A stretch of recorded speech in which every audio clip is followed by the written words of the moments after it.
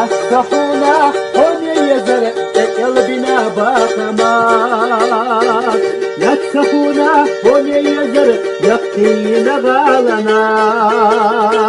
Ahda diha dalırdı sayıdakın pirere doğkadı Tihu öşü ona sözleri Degi yazar Allah'a Ahda diha dalırdı sayıdakın pirere doğkadı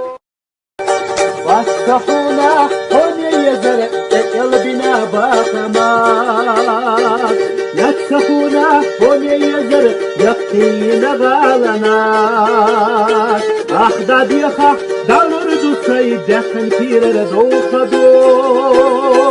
Tihu öşü ona sözleri Degi yazar Allah'a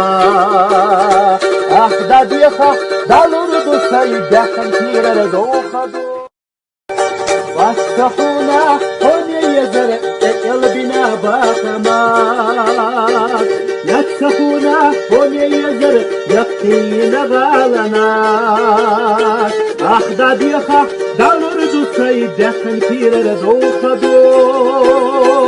Tihu öşü ona sözleri Degi yazar Allah'a Ahda diha dalırdı sayıdakın pirere doğkadı